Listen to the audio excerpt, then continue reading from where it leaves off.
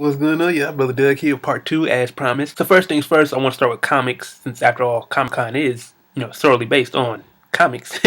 So Milestone Media, as you guys know, or for those who don't know, Milestone Media was founded by Dwayne McDuffie, Dennis Cowan, and a slew of others. So basically, it was an imprint that was dedicated to diverse characters, such as Static, Icon, Hardware, etc. And it was also distributed by DC. So at the Milestone panel, though, yesterday, Reginald Hudlin, Dennis Cowan, Christopher Priest, and some of others announced that Milestone is coming back. Still gonna be distributed by DC, of course, and Grant Morrison, Jim Lee, and Jeff Johns are gonna be a part of it.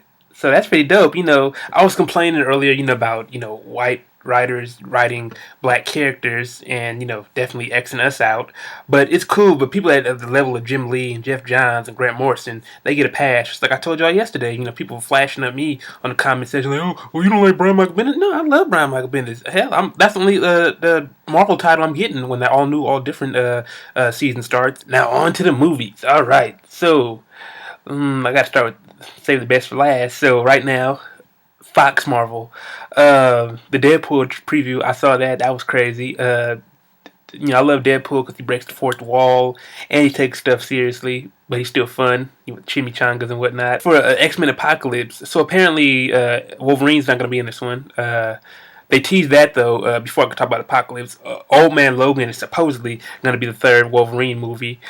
I mean, but who they gonna have to play Hulk in Hawkeye? Because they played essential parts in the Old Man Logan run. It's one of my favorite runs. So back to Apocalypse. So apparently, the four horsemen for Apocalypse are gonna be Storm, Magneto, Psylocke, and Angel. So Angel's gonna be Archangel. And apparently, I don't really like the Mohawk Storm though. That's just me, y'all. A lot of people have been, wondering what I think about the Mohawk Storm. I didn't even like the Mohawk Storm in the comics, but this is the '80s, and black chicks in the '80s were, well, just anybody in the '80s were just, dressed out outrageous. So, And now for the grand finale. What blew me away was DC. DC. Second year in a row. They won last year. They win this year. DC. First, we talked about the Suicide Squad trailer. I didn't really like Joker's look at first, but it grew on me. I look past the tattoos now because Jared Leto is definitely doing his thing. I mean, everybody gonna love Heath Ledger's Joker. I love his take. I mean, who doesn't love Heath Ledger's take? But let's see what Jared Leto can do. It's okay to like two Jokers. I like two Batmans. I like Christian Bale's and Michael Keaton's. So. Suicide Squad, in general, Will Smith showed up. They didn't really show much Deadshot, or really the team in action in the trailer. Just showing like bits and pieces of who they are and where they come from and how they started and how they align. I was looking for some dead-on action. I mean, there was action there, but it wasn't really from the main characters. But overall, it was still a cool trailer. Green Lantern Corps. That's gonna be the new movie, the new Green Lantern movie that comes out in 2020.